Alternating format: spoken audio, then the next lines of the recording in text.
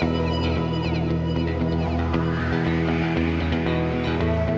am your host, FatDag, and you're listening to WhysAdvice. My weight loss journey failed when I focused on how. It wasn't until I switched my focus to why that I truly transformed myself.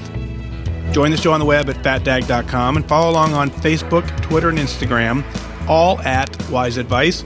Send in your comments, your questions, and your celebrations. I'll include them as part of the show.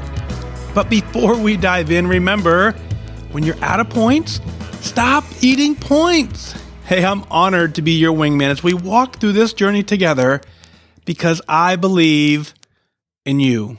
Well, here we are, episode 90 of WhysAdvice, creeping in on the 100th episode show. And man, that's going to be kind of fun, I think. I'll have to do something kind of special for the 100th episode. We'll see what we come up with for that, but it's not too far away, for a podcast that kind of, the term I always say is that it's a daily show. Well, except for the days that it's not. And I try and get it out there daily because I know we need daily focus in this. I know that every time we walk this weight loss journey, there are days for all of us where we just kind of forget why we're doing it.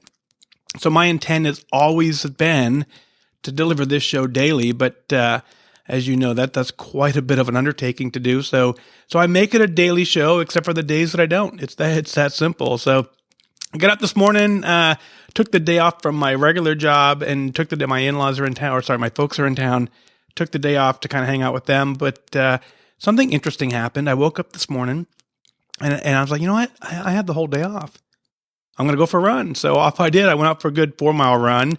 I ran about a 9:30 pace, which was, in my book, it's a little slow. It's certainly well off the pace of where I need to be for my PT test, but I went for distance today, not for time. This was more of an attendance goal day versus a performance goal day. I just really wanted to get out and go out for a run. So it was fun to get out there and man, it's incredibly freeing sometimes just to get out there and clear your mind and go for a run. So creeping up on, got about 30 days or so before we get that PT test underway and shooting for a 6:30 mile and a half pace, which would put my mile and a half around 9 minutes, 45 seconds. And I tell you, I'm going to do it. I am. I'm going to go get it done. So thank you for always encouraging me. Now, Jessica writes in out of Warrne. She says, hi, FatDag. Thank you so much for starting your podcast. I am totally obsessed, and I've been binge listening for the past week.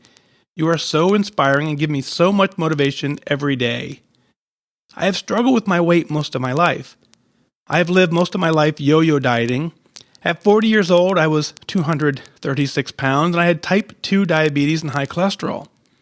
In January 2015, I decided that enough was enough, and I needed to make a change and lose weight. I started following a low-carb diet. At first, the pounds were melting off. After a few years, I realized that I could not sustain the low-carb lifestyle any longer. I felt so deprived, and I really missed bread. I was having more and more binge days and was getting harder and harder to get back on track. On March 22nd of this year, I made the best decision of my life and I joined Weight Watchers. So far, I've lost 33.3 pounds with Weight Watchers and I'm about 16 pounds from goal. At my last doctor's appointment, I was able to stop one of my diabetes medication and cut the dose of my other. My doctor also decreased my cholesterol meds.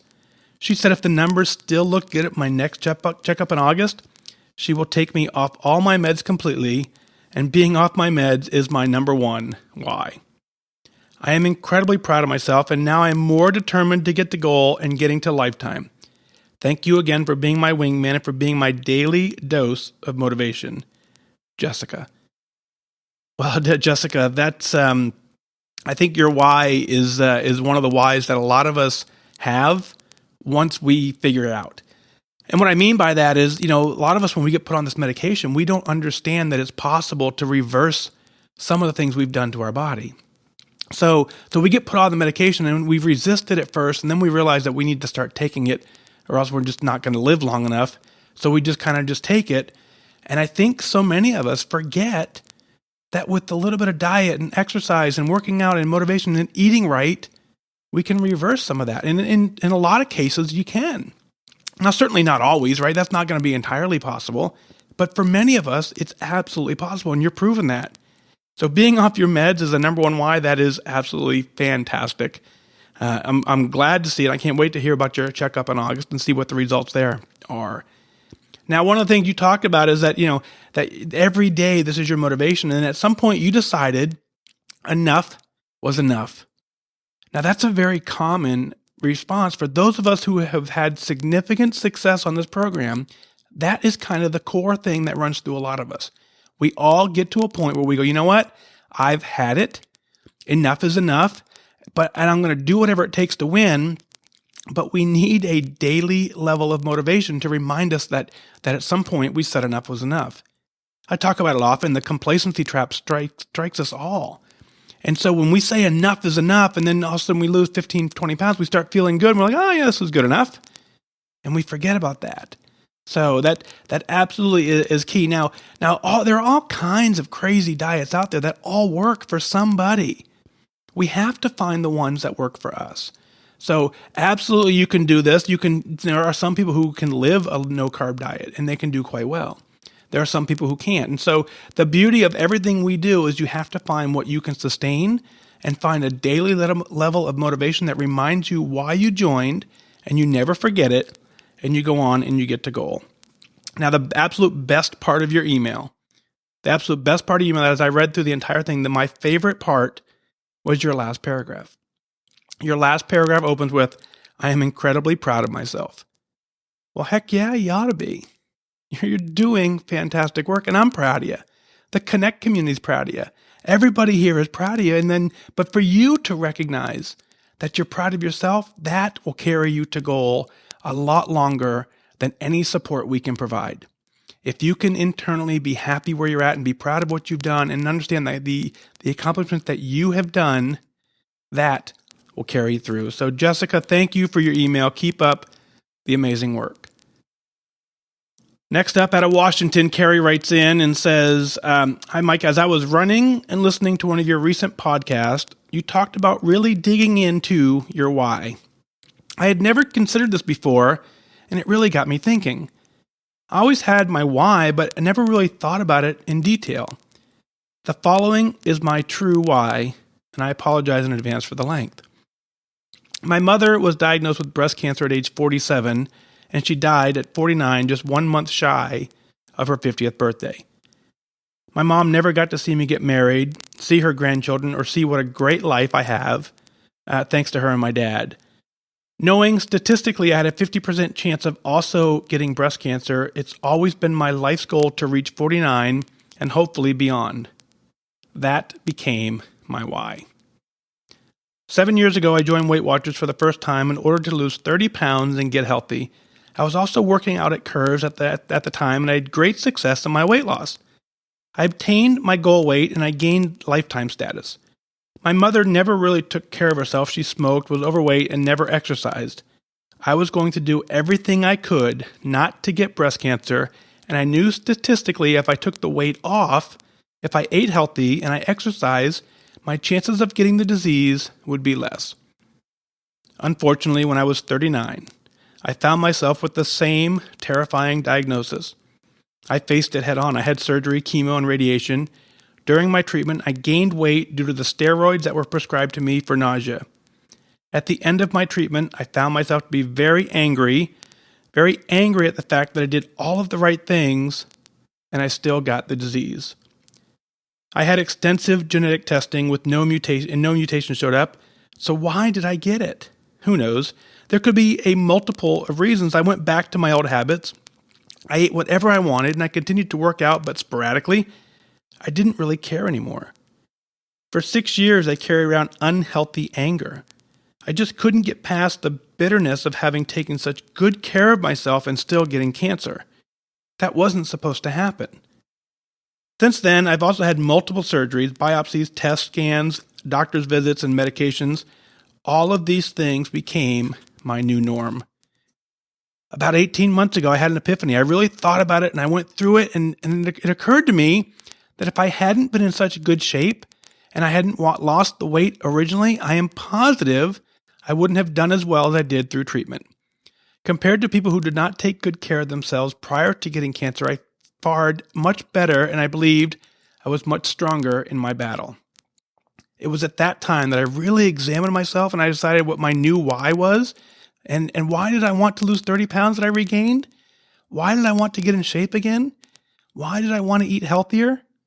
Here are my answers. 1, to not just live to 49, but to live way beyond. To not just live, but to live a life of vitality, quality, and fulfillment.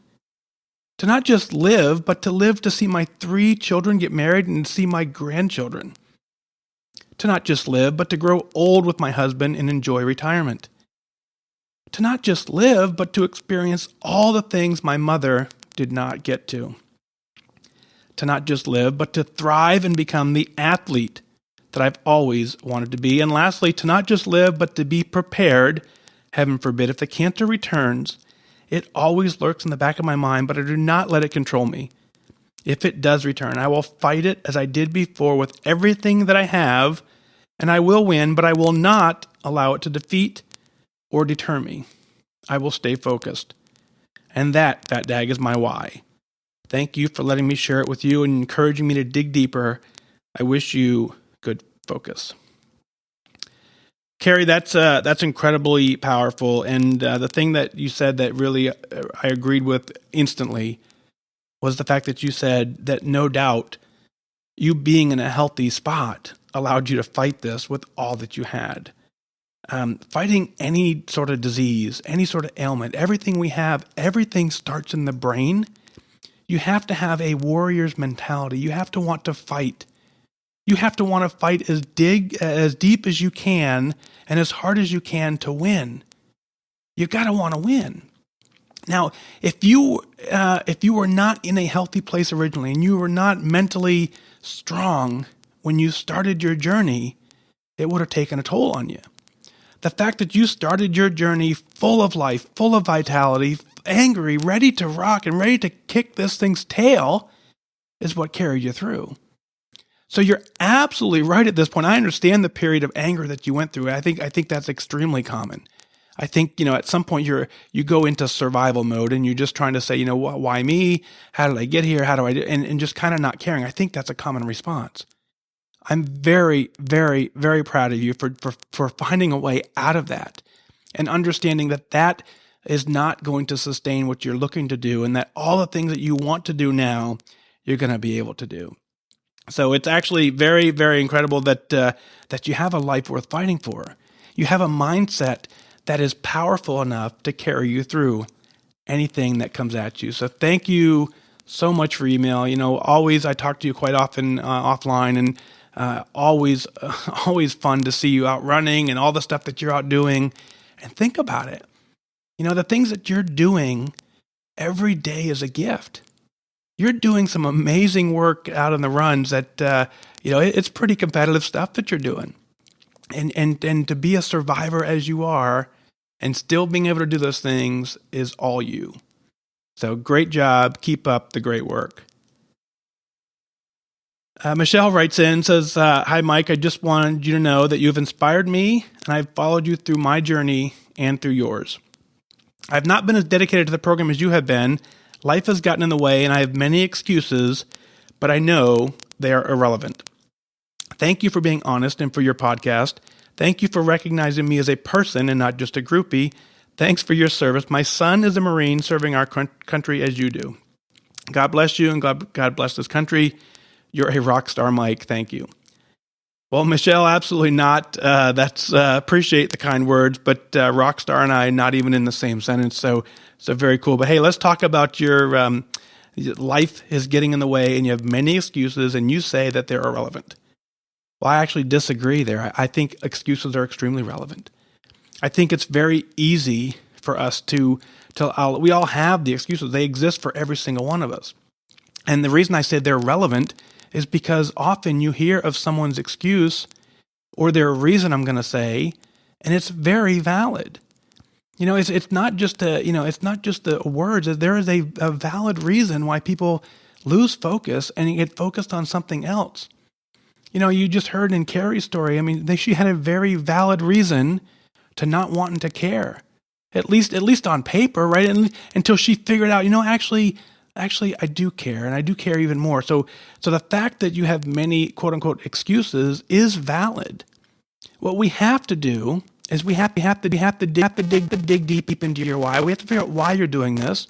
Part of this journey is what forced you to start this journey.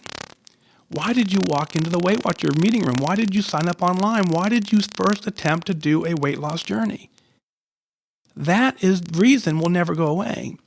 You'll have many excuses along the way. You'll have many reasons along the way to not do that, but they all will point back to that if you don't solve it.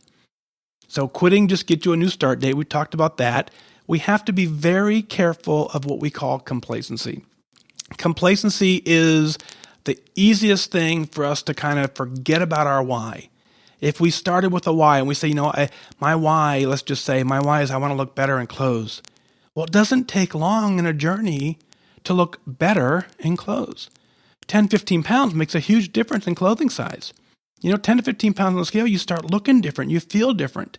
You start exercising a little more. You can move a little more. You feel really good. But you didn't start off to feel good. You started off to feel the best you can in your entire life. Now, you've got to figure out the why that's going to carry you to that finish line. That is what I want you to work on. So the fact that your son's serving in the United States Marine Corps, that is a complete honor for you. I'm proud of him as well. And what I want you to do is I want you to honor his service. I want you to look him in the eye and say, you know what? I'm getting this done. I'm getting this done because you're out doing some amazing stuff. And what you're doing, I can just simply focus on eating right. I can focus on being healthy so that you guys can have a healthy life together for a long, long time. And you can get this done. So what I want you to do, I want you to go back to the basics. I want you to focus on your why. I want you to figure out, why did you join? What I want you to do is I want you to write it down. Commit it to pen and paper. Legitimately pen and paper. There's something about that creative process, like I've said. If you put it in paper, in writing, it's different. I want you to do that. I want you to read it often. When you lose 5, 15 pounds, I want you to write it down. When you think you hit a plateau, I want you to read it. I want you to read it often. I want you to systematically go through and read this story to yourself so that you remember why, no matter what you do, whether you're having success or whether you're struggling, you read it. And until it's no longer true, I want you to keep going. I want you to take photos. I want you to, right now, your phone has a self-timer. I want you to go grab your self-timer. I want you to take a photo. I don't want you to look at it if you don't want to. I don't want you to share it with anybody. But the mirror cannot show you a 15-pound weight loss. Your mirror at home, the first thing we do in our mirrors at home, we check out our hair, we check out our makeup, and we look for new wrinkles. We don't see us in our own mirror. We can see it in a photo, right? And when you lose 15 pounds and you look at a before photo compared to now, you absolutely can see the difference. That will continue your motivation down the road. You ever been to a department store, you look in a mirror you weren't expecting, and you see yourself, and you're like, who's that? Right? That's what a mirror does. That's what a photo will do. Your bathroom mirror does not do that because you've been looking at that every single day with a little bit of blinders on. So I want you to focus on that. I want you to get all that stuff done, and I want you to commit to never quitting. I want you to stay with the program until your why no longer becomes true. And at that point, you'll stay on the program because you want to. So thanks for your email, Michelle. Keep up the amazing work. Out of New Jersey, Michelle actually writes in and says, "Hi, Mike. First, I would like to thank you for giving so much of yourself to the Weight Watcher community. You are part of my why I'm doing so well on this journey. At 63, I finally had the aha moment.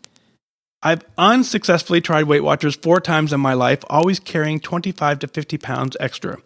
Always losing some, but never finishing what I set out to do.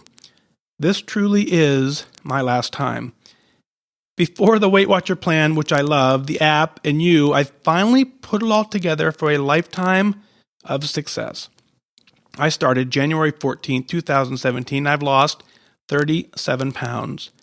To make goal in lifetime, I need to lose 18 more.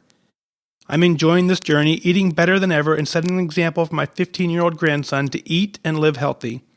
Thanks again for being a wonderful example to all of us. Sincerely, Michelle."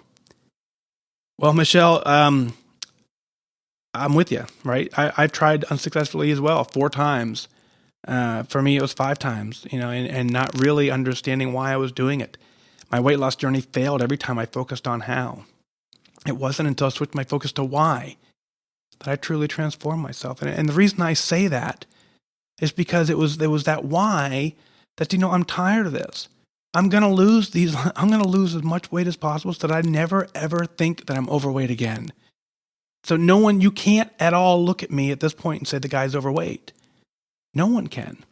And if they do, they're completely false. Every other thing you say about me is an opinion. But if you say I'm overweight, it's wrong. And you can find someone who will agree with you if you say all kinds of other things about me. But being overweight is not something you can say at this point and be true. That was my why. I don't ever want to get to that point again. So like you, it took me a few times of joining and unjoining to figure it out, but I never ever finished. I want you to finish. I want you to cross the finish line of your weight loss journey so that you never ever have to rejoin again. And so once you cross that finish line, then you start over in what we call lifetime. You live a whole new healthy life at that point, and you enjoy it. But set out what you finished to do. Why did you join? Let's go solve it. Now you're down 37 pounds. The beauty of those two sentences right now is that you said you've never set out to what you finished to do, and now you're down 37 pounds. You have proven to yourself that you can do this. You have proven to yourself that the tools that you're using, whatever strategy you're using, is working. You're down 37 pounds. It didn't happen by accident. So you're down 37 pounds. You have 18 to go, maybe. Maybe it's more. Maybe when you get there, maybe when you get 18 pounds down, you still have your why. I want you to be open to that because I think goal is a feeling more than a number, and I think you'll know the moment you say, I don't want to lose any more weight. That is your goal. The absolute best part of your email is the fact that you're inspiring a 15-year-old grandson. At 15 years old, he's now having a healthy role model, someone he can look at to, someone he can follow, and he can make healthy choices, and he understands that eating right becomes a lifetime habit. You're teaching him that. At 15, what a powerful message. He's getting that so early in his life. Many of us don't get it until later in life, but he's getting it at 15, all because of you. Keep up the great work.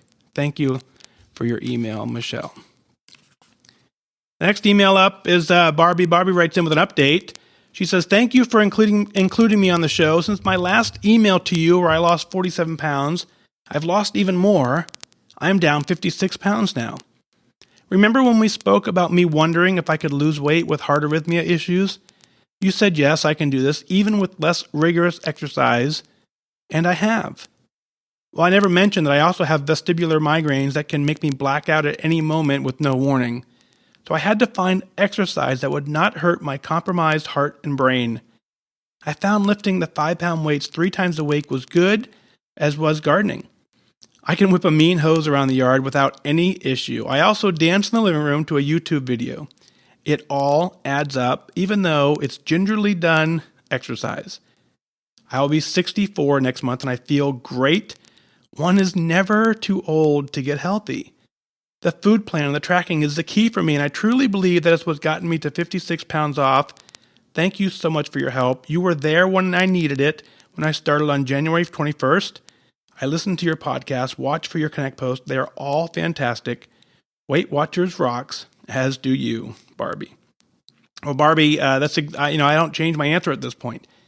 The program does not require exercise.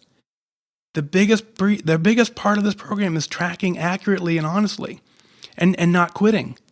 If you track everything you eat and you stop eating points when you're out of points, and you learn then to go look at the tracker and make adjustments so that the next day you could eat all the way through the day and stay on the plan, that right there will fuel your weight loss more than anything else. Exercise is absolutely great for the body. It's great for the brain. But if you're overeating, it doesn't matter. Now, the beautiful thing about this plan is just what you said. You don't need exercise. And more importantly, not only do you not need it, but you don't need the exercise in the traditional sense of the form. Exercise does not always mean lacing up a pair of running shoes and going for a run. It does not always mean throwing on a swimsuit and going for a swim. Exercise sometimes is parking 4 parking spaces down, walking around the front yard, taking the stairs instead of the elevator. Little things in our life we can do daily that cause us to move more and get more steps in and to just kind of move our body in different ways. That counts. It's not called exercise in the traditional sense, but it's moving more than you currently are, and that, combined with your excellent tracking, has got you down 56 pounds. So that is amazing work. You're doing a fantastic job. I want you to keep it up. I want you to write in when you get to goal, because when you get to goal, it's going to be an amazing day when you step on that scale in a non-weight loss mode, hoping not to lose any more weight. It's time to celebrate. What is it that you celebrate? What is it you're celebrating? Let's share it on the air. Go to FatDag.com, click on Listen Now, send in your celebrations, your comments, your questions. I'll work them in as part of the show. I mean, I want you to email in your celebrations, because when you're so proud of what you're doing, it's time to share it. Well, that's going to do it for this time. Remember, losing weight and getting healthy has nothing to do with luck. You have to remain disciplined and focused. Set your sights on your goal and go after it. I wish you good focus.